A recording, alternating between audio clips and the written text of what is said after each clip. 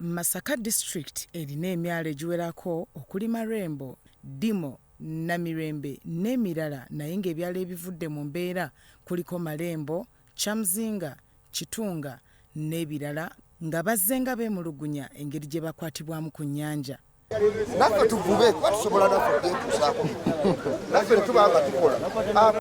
Marembo esangibwa mu ggombolola y'Ekyesiga mu disitulikiti y'e Masaka Rural ng'abatuuze bavudde mu mbeera ne bakwata ebipande ebibadde byoleka obutali bumativu nga bwe bakooye okuttibwa n'okutulugunyizibwa ku nnyanja.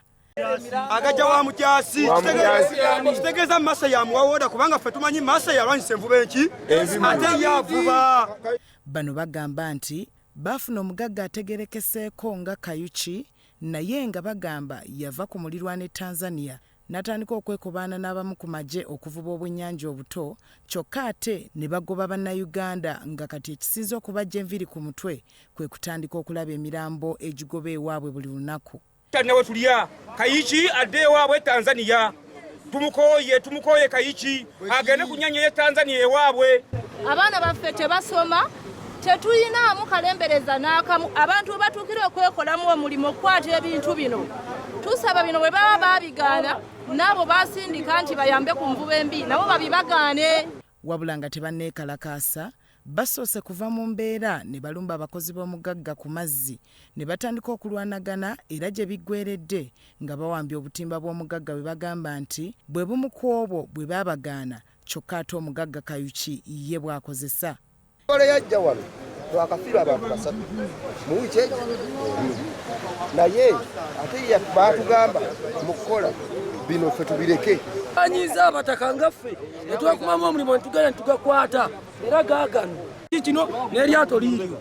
Jamil Mukasa omuwooza w'omwalo guno ategeezezza nti bazze nga beekubira enduulu mu baminisita olw'abagagga abatema puloti mu nnyanja nga kati n'omusolo gwe bajjamu tegukyawera n'alaajanira omukulembeze w'eggwanga okubataasa ku mugagga ono.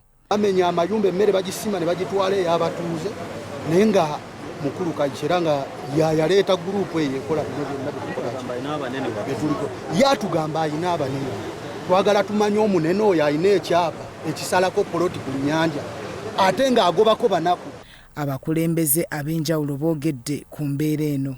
Watako ennyanja yaffe basi yaffe lwaki baagitugaana ate abava e Tanzania bagivuba ne bw'otuuka mu nkambi zaabwe temuliimu amanyi Luganda.